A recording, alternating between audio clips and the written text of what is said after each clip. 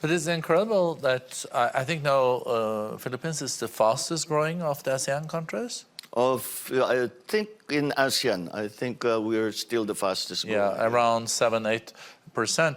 But since China is also such an important market for you, how do you explain that when China now has been growing a bit slower, that you have maintained or created such an impressive growth? Because that's not the situation in the rest of the world, because the growth has been going down.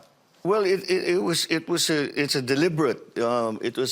a deliberate effort on our part, because when we look at the alarming numbers such as debt to GDP ratios in the Philippines, although I always say we are doing better than our neighbors, the numbers is 62%. It is now is still very high for us. So.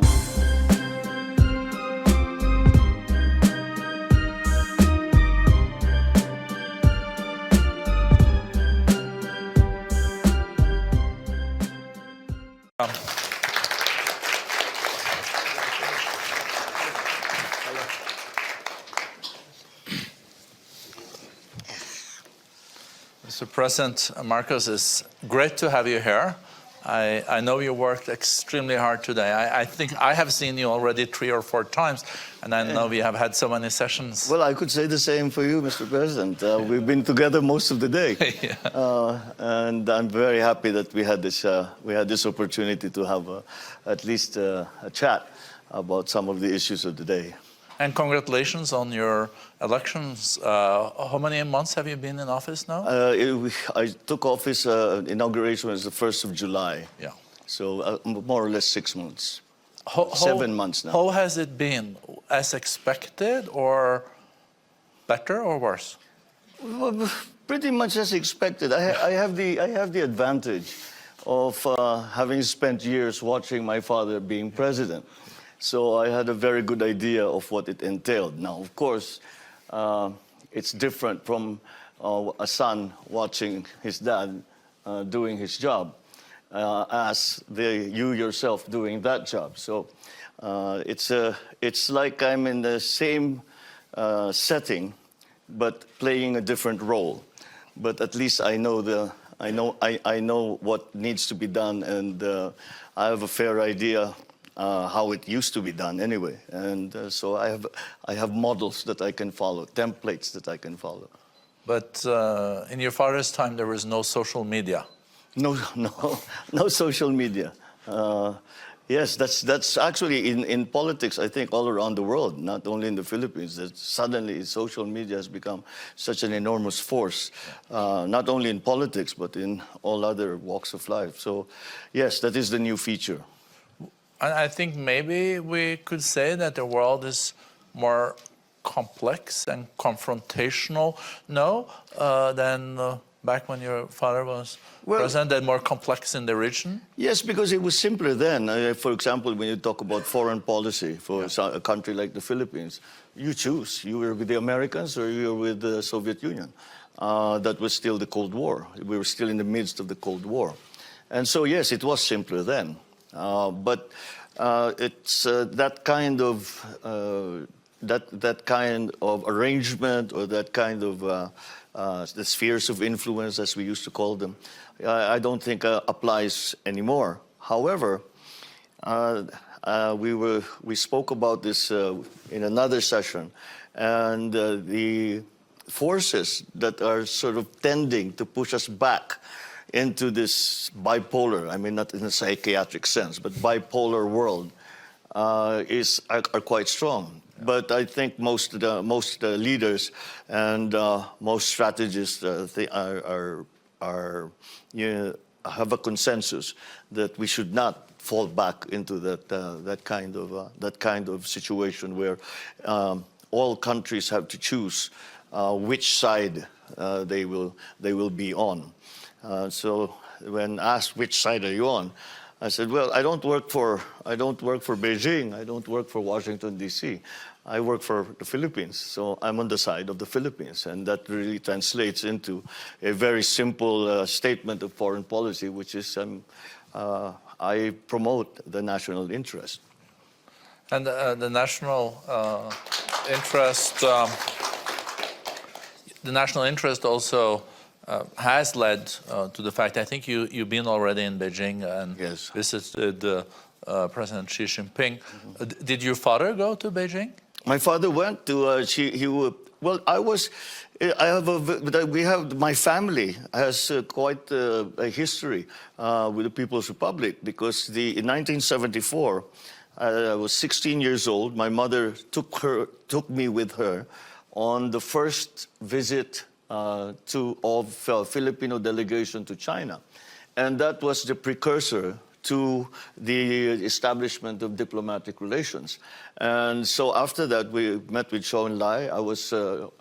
We met with the Chairman Mao Zedong.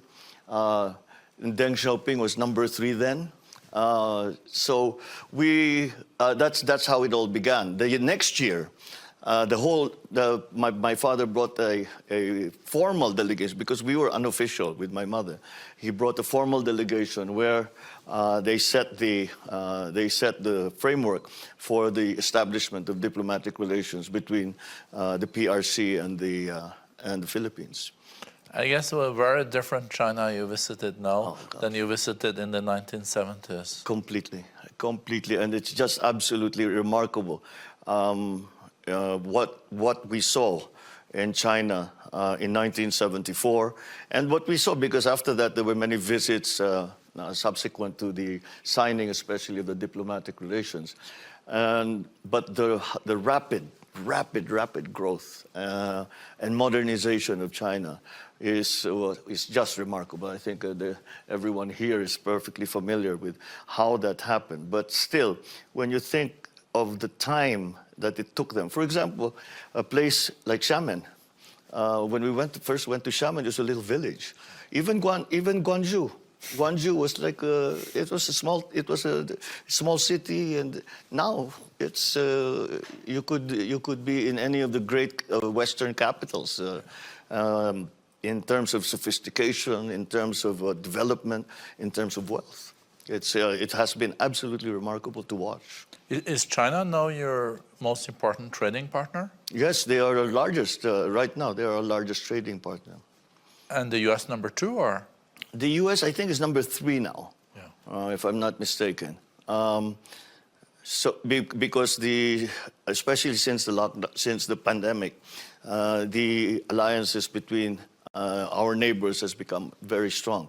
For example, the biggest contributor for foreign direct investment now is Singapore into the Philippines. Wow.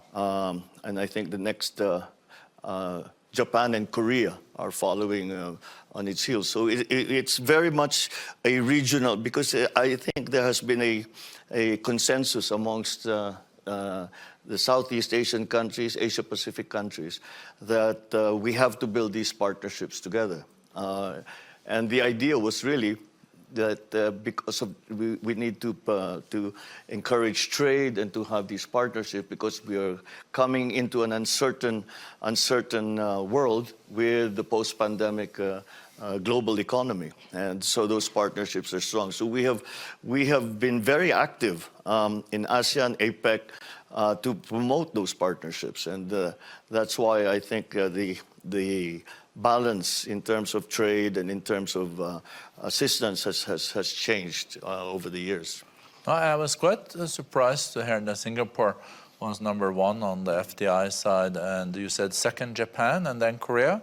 I think that's where we are now, but I think it's going to move. But I expected maybe China among the 3, but maybe many Chinese companies invest through Singapore. Yes, well, they invest everywhere. I mean, you know, before the pandemic, the economic activity of China in other places, because they were with the rapid growth that they had planned for themselves, the demand for resources, mineral resources, all kinds of different resources that they cannot produce as quickly as they needed. So they've gone to other areas for their supplies. So it's been the same thing with the Philippines. Especially at that period a few years back, where China was growing at 10% every year. 10 to 12%. In fact, there were years that they were saying that they were posting 12% growth. And that was the time that China was really hungry for all the different resources. Energy, for example, building materials, for example, minerals, for example. All of this was in high demand by the Chinese economy. But it's incredible that I think now Philippines is the fastest growing of the ASEAN countries. I think in ASEAN, I think we're still the fastest growing. Yeah, around 7-8%. But since China is also such an important market for you, how do you explain that when China now has been growing a bit slower, that you have maintained or created such an impressive growth? Because that's not the situation in the rest of the world, because the growth has been going down. Well, it's a deliberate effort on our part, because when we look at the alarming numbers such as debt to GDP ratios in the Philippines, although I always say we are doing better than our neighbors, the numbers is 62%. It is now is still very high for us. So the strategy is to have high growth rates and to pull us out of that situation. And so we've done everything. First of all, after the pandemic, or as we came on, as the pandemic has begun to subside, the main concern were jobs. And that was one of the areas. And we concentrated on the MSMEs, the micro, medium and to medium scale enterprises, micro, small, medium scale enterprises, because that comprises such a large part of our economy. And it's the same in most ASEAN countries. And I think that's where the growth is coming from. So we were always very worried that of the talk that we were hearing on the forecasts on the international on the economies of different countries. And we kept hearing, especially later last year, we kept hearing about a recession that would be coming. So we kept looking very closely at our unemployment rate, which is now running at 4.1, 4.2%, and this is coming down. And in fact, our unemployment rate now is lower than it was before the pandemic. So we estimate that we have created about 2 million jobs since then. So as long as in my theory, my belief, and I think I'm right in that, is that as long as the unemployment rate stays low, then the recessionary forces are something that we can resist. And so that's why I think that gives a good foundation for growth. But what are the key growth areas? Well, we have. Let me talk about the areas that did well during the lockdowns, the strict lockdowns in the pandemic, the past 2 years. One of the businesses that was business processing, the BPOs, that kept going simply because of the nature of the technology. People could work from home. The other area that has been very active and continues to grow is mining. That side of that part of the economy. We have been a traditional exporter, manufacturer and exporter of semiconductor products, of chips, and that continues to be an important factor. But the Philippines also has a very specific advantage in that we have approximately 10 million, maybe more, overseas workers that are working all over the world and who remit to their families, so that who remit money to their families. And that has been, in the times of real difficulty for the economy, that has really been a buffer for us. The remittances now comprise about 9% already of what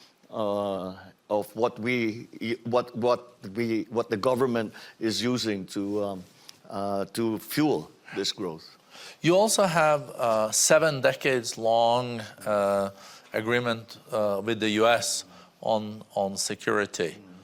Is that something that you want to keep? Oh, it's probably, I would say, it'd be not even more than 7 decades. It's been over a century in different guises. So that has evolved in very many ways. I mean, we started off as a Commonwealth of the United States earlier in the 20th century, and then further on, we've gained liberation after the war, after the Second World War, 1945. So, but the connection between the Philippines and the United States has remained strong. And we are their only treaty partner in Asia.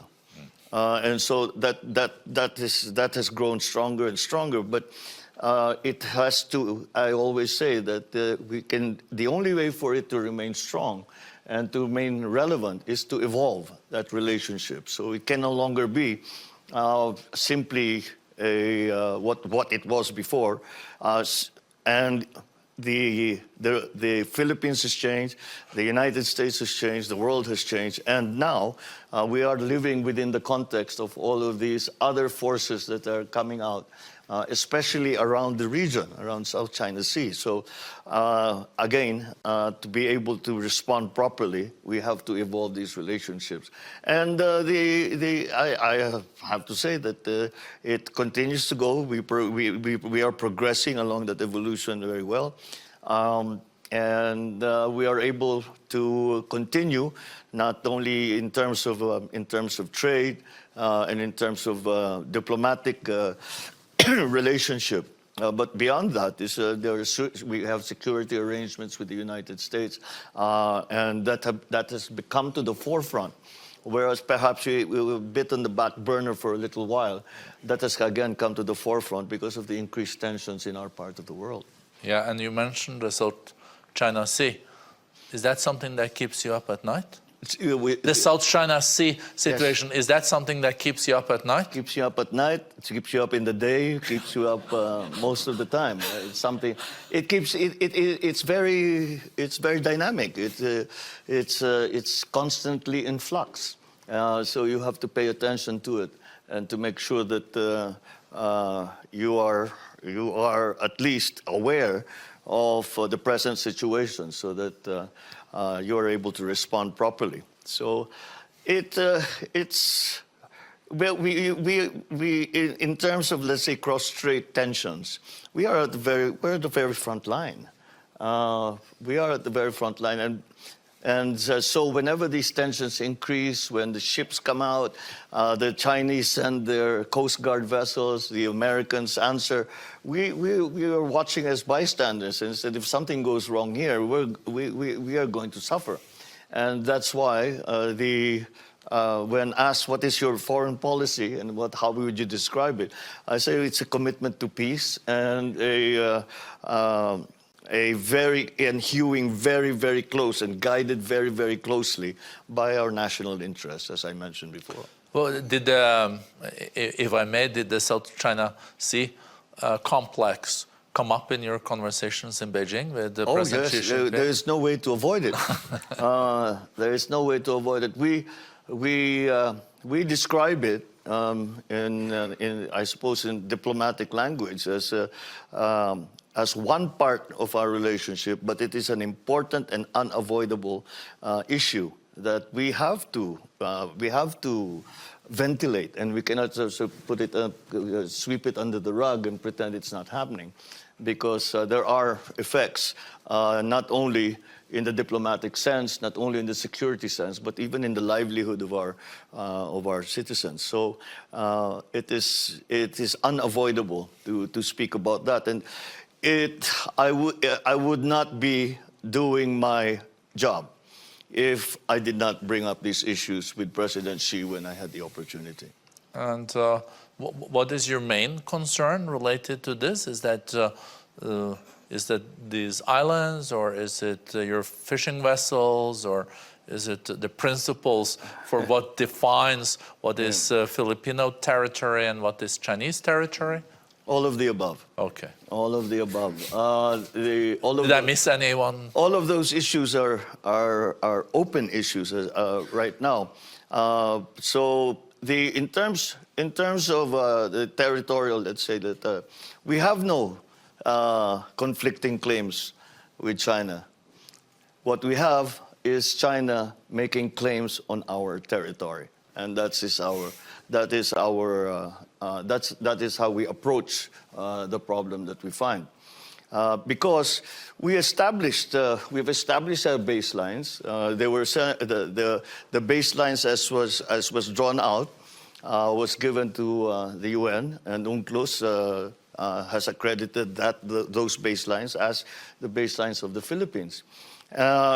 And we lived with them for many years without a problem. And suddenly things had changed. So I suppose China has some strategic concerns that have caused them to do this. So it is, again, we are always, if you have been listening to the ASEAN pronouncements, it is always the rule of law.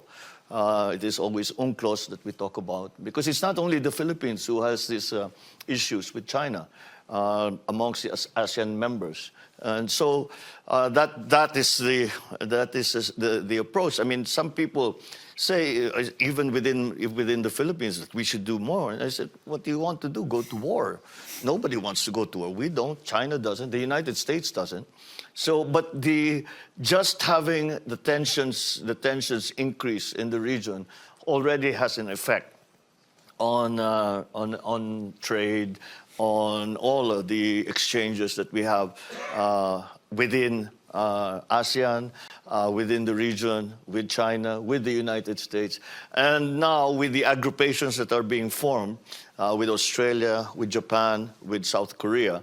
Once again, these are the elements that now have made the situation there very dynamic, very complex, and we are hoping to simplify them as much as possible if we can. But they are not simple problems, and because of that, there are no simple solutions. And there are players that come in from everywhere, from Europe, the United States. So that is what we have to deal with in the region. However, there is also a unanimity of the belief amongst the leaders in ASEAN that we must be committed to the idea we call it Asian centrality, but it essentially boils down to the idea that the future of the region must be decided by the region. It cannot be decided by outside forces, by outside powers. And I think that has been a good guide for the foreign policy and our dealings with the superpowers. You seen Japan has now committed to double their defense spending budget from 1% of GDP to 2% of GDP. Is that something you ran on too on your ticket, or is that something that you're reflecting on in the Philippines? Well, I think to an extent, but not because the belief is that, first of all, there is no point the Philippines building up its armory. First, we are not in a economic situation that we are able to build up to the levels that the Americans have, to the levels that the Chinese have. And more importantly, perhaps, is our abiding belief that the solutions are not going to be military. And if they are going to be military, then they are not solutions, because it will end badly. If it goes that way, it will end badly for everyone involved, and even those who are not involved. And when I say that, I'm thinking of the war in Ukraine. We were quite, I think all of us were quite surprised, especially us in the Philippines, to think that a war in Eastern Europe would affect agriculture in the Philippines. And I guess it just goes to show how well connected that is. But like I say, if a similar situation would arise in the region, then it would be, actually, I would say it would be disastrous for the rest of the world as well. Not only for the region, but for the rest of the world. No, and as you said, Mr. President, the way you see it is territorial claim on your territory that has been agreed on. So was there any understanding for that perspective when you were in Beijing? Well, when I spoke to President Xi, I prefaced our discussion by saying we are not going to decide here today the issues that are between the Philippines and China in terms of territoriality. And so I chose to raise issues that have a good possibility of actually being resolved. And these are the incidents that have been happening in the South China Sea between our Coast Guard, between the Chinese Coast Guard, between our fishing boats, and of course, every so often the American vessels, the American Navy that comes in when they feel that they have to project a presence in the area. So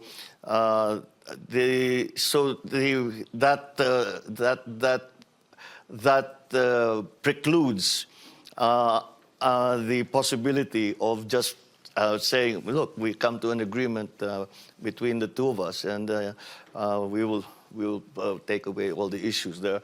As we keep coming back to the fact that it has become terribly complex and very, very dynamic, and requires a good deal of attention.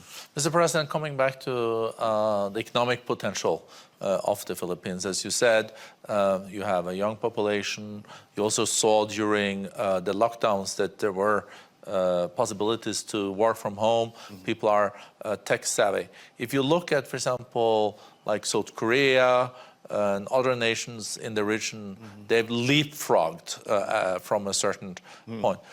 Do you see a possibility now in the years to come that the Philippines can really leapfrog and take the step into a situation where you could follow some of your most successful neighbors? Well, we sincerely hope so, and I think that is a distinct possibility, simply because we also hold a great deal of, we also recognize a great deal of potential in the new technologies in terms of course, in the economy.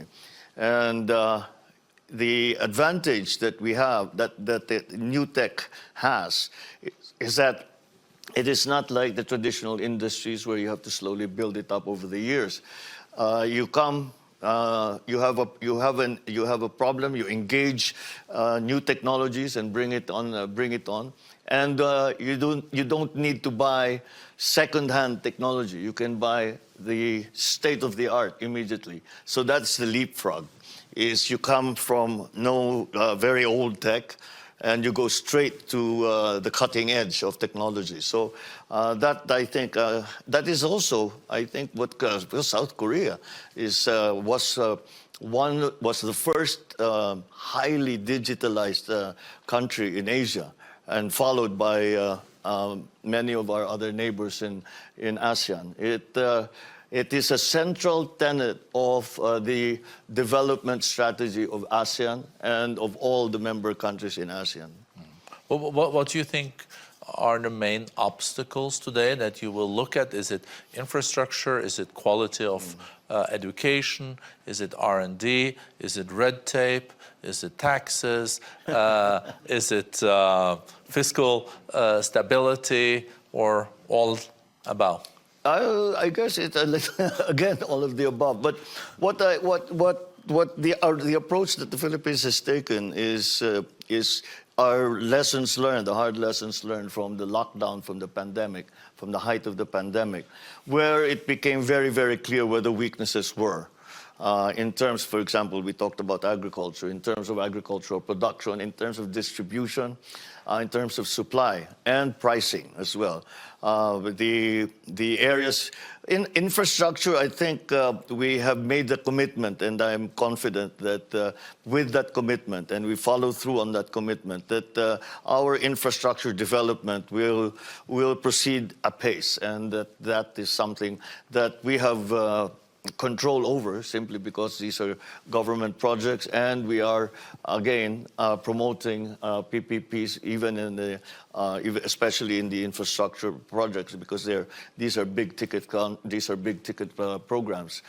So that is one area. The other ones, in my view, are the for example, are the systems and that we have in place. And the bureaucracy has a part to play in this, because the bureaucracy has been formed to respond to a different kind of economy and a different kind of global economy as well.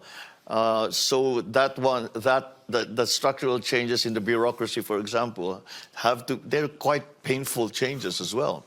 Have to be made, and that is part of it. Digitalization is going to play a large part in that process. So again, but on the plus side, when I am asked why are you so optimistic about the future, and I always say, when what we have been given is that people say we have to recover, we got into this debt hole and we have to dig ourselves out of it. I say, I don't really see it the same way. What I see is that we are reforming, reshaping the global economy, and that gives us an opportunity. It's not a clean sheet of paper, but maybe half clean sheet of paper, where we can still design and draw, put down our ideas for what the global economy should look like. So, and the reason that I'm very, very optimistic and very confident of the future, and in fact, we have a sort of bet going with Madame Georgina of the IMF. Okay. In terms of, they predict a growth rate of 5% for the Philippines, and we said, well, our projection is 6.5%, and we're still hoping that we will be able to grow beyond that. And the reason that I'm so confident about that is because we have this workforce. We have a very, very good workforce in the Philippines. We have the youngest workforce in Asia. You might be surprised to learn that the average age of the Filipino worker is 23.5 years old. So that is a huge demographic dividend. But demographic dividend is not paid out just as a matter of course. You have to develop. You have to develop now. Some of the concepts that we keep hearing about is upskilling and reskilling, and that's we have concentrated on. But again, the raw material in terms of our workforce is very, very advantageous. Our workforce is well trained. Our workforce is sophisticated, very and English speaking. Quite in terms of technology, I would say that we are on equal footing as any other country. So that is where my confidence comes from, and that is the confidence that I hope to exude sufficiently to bring that confidence also to all of you and all of our potential partners in the world. No, thank you. It's been a fascinating discussion. I guess just to round off, how many years is it since your father left office? 34, in 1986. We left the Philippines in 1986. So, did you expect to come back as the president of your country? Not as president. We were in exile for 6 years, so we weren't sure if we were coming back at all, physically coming back. My father never made it back. He died in Hawaii. So that, yes, that was a very trying time. Those were dark days for the family, and I dare say even for the country. But you didn't have an ambition to become a president of your country back then. Well, I need to explain this to people that as I was coming out of schooling, out of university, I avoided politics. I was determined not to go into politics. I said, why will I go into politics? My father has done everything in politics, and the life is difficult. And I could see the sacrifices that he had to make to get to do a good job. And I said, yeah, maybe that's not what I meant to be doing. But after we came back from the United States, after exile, when we were first allowed to come back, the political issue was Marcos. And for us to defend ourselves politically, somebody had to enter politics and be in the political arena so that at least not only the legacy of my father, but even our own survival required that somebody go into politics. And so upon arrival in 91, the following election was in 92, I immediately ran for congressman in our province and House of Representatives. And, you know, like I always say, it's not where this is. If you had asked me when I was 23, 24, 25 years old, will you enter politics? Before you finished asking the question, I've already said no. No. But, you know, life takes you to certain, to places that you did not expect. And so once I was entrenched in the political arena, I said, well, if you're going to do this, you better do it well. You better be president. Well, every lieutenant wants to be a general, right? Every clerk wants to be the CEO. So I'm saying, if I'm going to be in politics, let's do the best we can and take it as far as we can take it. So we just never stop. But you know, this is your career now. So work hard at it and do it well. Do it as the best that you can. And I was blessed that the Filipino voting population, the voters, Filipino voters, agreed with the message that we put out during the campaign and returned a very strong mandate for the presidency. No, congratulations on that, and also thank you for sharing this with us here today, and thank you for coming to Davos. Thank you, Mr. President. Thank you, Mr. President. Thank you very much.